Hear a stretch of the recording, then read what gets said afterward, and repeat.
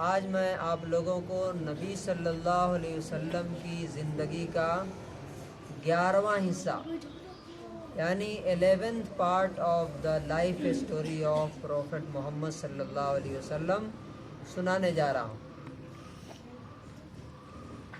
کل میں نے آپ لوگوں کو بتایا تھا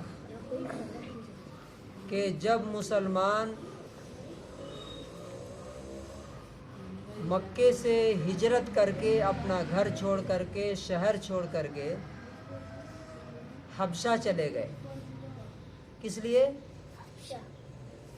کہ مکے میں ان کو نماز نہیں پڑھنے دیا جا رہا تھا، ان کو عبادت کرنے نہیں دیا جاتا تھا، ان کو مارتے تھے، لوگ پیٹتے تھے اور کہتے تھے کہ پھر سے مورتی کی پوجا کریں۔ تو انہوں نے کیا کیا؟ اپنا گھر چھوڑ دیا، شہر چھوڑ دیا، رشتہ داروں کو چھوڑ دیا اور دوسرے ملک میں چلے گئے۔ لیکن وہاں بھی مکے والوں نے ان کو چین سے نہیں رہنے دیا۔ 2 لوگوں کو بھیجا، عمرو بن العاص اور عبداللہ بن ربیعہ کو، کہ جا کر کے بادشاہ سے بات کر کے ان کو واپس لے کے آئیں۔ تو گئے اور جا کر کے بادشاہ سے بات کی، لیکن بادشاہ نے منع کر دیا کہ ان مسلمانوں کو ہم تمہارے حوالے نہیں کریں گے۔ لیکن عمرو بن العاص نے کہا کہ آج بادشاہ نے منع کر دیا ہے، کل میں ایک ایسی بات جا کے بادشاہ کے سامنے کروں گا کہ بادشاہ ہماری بات ضرور قبول کر لے گا۔ تو عبداللہ بن ربیعہ نے کہا کہ کیا بولے گا؟ تو کہا کہ بادشاہ سے ہم جا کے کہیں گے کہ اے بادشاہ، ان سے پوچھئے کہ یہ عیسیٰ ابن مریم کے بارے میں کیا بولتے ہیں۔ چونکہ جو بادشاہ تھا نا، جس کا نام تھا اسحمہ، وہ عیسیٰ کو خدا مانتا تھا۔ عیسیٰ علیہ السلام کو کیا مانتا تھا؟ خدا اللہ مانتا تھا۔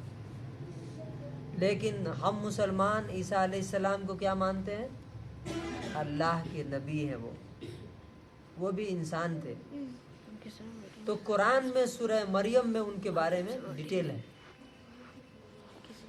تو یہ پھر دوسرے دن گئے بادشاہ کے پاس اور جا کے کہا کہ بادشاہ، آپ کو معلوم ہے کہ یہ عیسیٰ علیہ السلام کے بارے میں یہ مسلمان کیا بولتے ہیں؟ تو بادشاہ نے کہا کہ نہیں، مجھے پتا نہیں۔ کہا کہ ان کو بلا کے پوچھیے، یہ کہتے ہیں کہ عیسیٰ خدا نہیں ہے، عیسیٰ اللہ نہیں ہے۔ تو بادشاہ نے غصے میں آ کر کے ان کو کہا کہ بلا کے لاؤ۔ اب جب مسلمانوں کے پاس بادشاہ کا آدمی آیا تو یہ لوگ پریشان ہو گئے کہ اب کیا کریں گے؟ اب تو ہم بولیں گے کہ ہم عیسیٰ کو خدا نہیں مانتے ہیں، تو یہ بادشاہ ناراض ہو کر کے ہمیں پھر واپس بھیج دے گا اور پھر مکے والے ہمیں ماریں گے، پیٹیں گے۔ لیکن انہوں نے کہا کہ جو اللہ نے اور اس کے رسول نے کہا ہے ہم وہی کہیں گے، چاہے کچھ بھی ہو جائے۔ تو حضرت جعفر، یہ جعفر کون تھے؟ نبی صلی اللہ علیہ وسلم کے چچا کے بیٹے، کزن۔ انہوں نے کہا کہ میں جا کر کے وہی بات کہوں گا بادشاہ کے سامنے جو اللہ نے ہمیں بتایا ہے، اس کے رسول نے بتایا۔ تو دربار میں گئے، سب منسٹر بیٹھے ہوئے تھے۔ بادشاہ نے کہا کہ ارے بتاؤ تم عیسیٰ کے بارے میں کیا بولتے ہو؟ تو انہوں نے کہا کہ ہم وہی کہتے ہیں جو ہمارے خدا نے، ہمارے اللہ نے ہمیں بتایا۔ تو کہا کیا کہتے ہو؟ تو کہا کہ ہمارے پاس قرآن کی آیتیں ہیں، میں وہ پڑھ کے آپ کو سناتا ہوں۔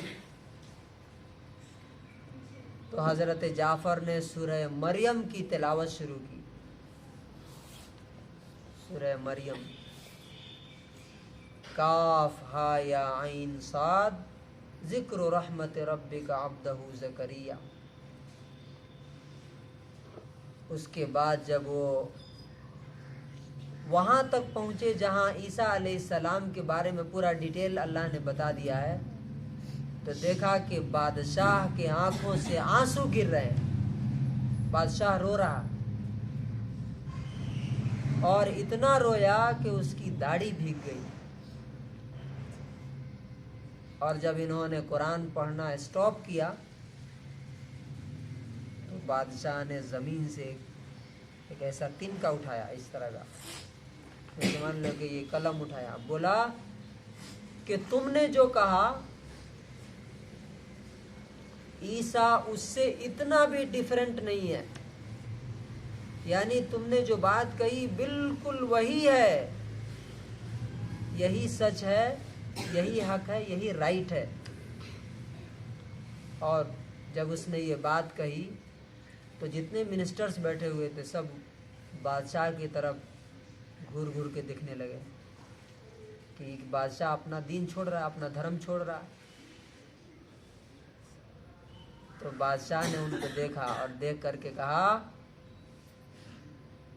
کہ دیکھو، تم چاہے ناراض ہو چاہے خوش ہو، ہمیں اس کی پرواہ نہیں ہے۔ جس خدا نے مجھے یہ حکومت دی ہے، یہ کنگ شپ دیا ہے، اس نے مجھ سے رشوت نہیں لی تھی، پیسہ نہیں لیا تھا، گھوس نہیں لیا تھا یہ حکومت دینے کے لیے۔ اس لیے آج میں بھی خدا کے معاملے میں کوئی رشوت، کوئی پیسہ، کوئی گفٹ قبول نہیں کروں گا۔ اور کہا کہ ان کا گفٹ واپس کرو۔ یہ جو مکے سے گئے تھے نا لوگ، یہ گفٹ لے کے گئے تھے کہ گفٹ دے کر کے اپنی بات کہیں گے تو بادشاہ مان لے گا۔ تو بادشاہ نے کہا کہ ان کا گفٹ واپس کرو اور ان کو واپس بھیجو، اور کہا کہ ان مسلمانوں کو ہم تمہارے حوالے نہیں کریں گے، مکہ نہیں بھیجیں گے۔ اب یہ بیچارے منہ بنا کر کے وہاں سے ناکام ہو کر کے، فیل ہو کر کے اپنے مشن میں واپس مکے آ گئے، اور مکے والوں کو آ کے بتایا کہ ارے وہ تو ہم لوگ بادشاہ سے گئے تھے ان کو واپس لانے کے لیے مسلمانوں کو، وہ بادشاہ خود ہی مسلمان ہو گیا، بادشاہ خود ہی مسلمان ہو گیا۔ اب کیا کریں؟ ان کا مسلمانوں کا معاملہ تو بڑھتا جا رہا ہے، ترقی کرتا جا رہا ہے، ہم ان کو مٹانے کی کوشش کر رہے ہیں اور یہ بڑھتا جا رہا ہے۔ تو اس کہانی سے آپ کو کیا سبق ملتا ہے، اس اسٹوری سے؟ کہ آپ جب اللہ کی بات مانیں گے، اللہ کا حکم مانیں گے، تو اللہ تعالیٰ آپ کی مدد کرے گا۔ دیکھیے وہاں پہ اللہ نے کیسے مدد کی کہ یہ گئے تھے ان کو لانے کے لیے پکڑ کر کے، اور بادشاہ کیا ہو گیا؟ مسلمان ہو گیا، اور مسلمانوں کو بولا کہ اب میرے ملک میں چین سے، سکون سے رہو، اطمینان سے رہو، اگر کسی نے کچھ تمہیں تکلیف پہنچائی تو اس کی خیریت ہم بگاڑ دیں گے، اس سے ہم بدلہ لیں گے۔ اور مسلمان وہاں پہ بہترین اطمینان کے ساتھ، بادشاہ کے، کنگ کے سپورٹ کے ساتھ اطمینان سے رہنے لگے۔ یہ تھا 11واں حصہ محمد صلی اللہ علیہ وسلم کی زندگی کا، 11th part of the life story of prophet Muhammad صلی اللہ علیہ وسلم۔ خود بھی سنیے، تمام مسلمان بچوں کو سنائیے، اور پوری دنیا کے انسانوں کو سنائیے، اس لیے کہ یہ نبی صلی اللہ علیہ وسلم کی زندگی آپ گوگل کریں گے تو گوگل پہ آئے، آپ لکھیے the most successful person of all time, تو محمد صلی اللہ علیہ وسلم کا نام لکھ کر کے آئے گا۔ تو گوگل کے مطابق بھی ہمارے نبی دنیا کے سب سے کامیاب ترین انسان ہیں۔ آپ خود بھی ان کی کہانی سنیے اور پوری دنیا کو سنائیے۔ شکریہ، والسلام علیکم ورحمۃ اللہ وبرکاتہ۔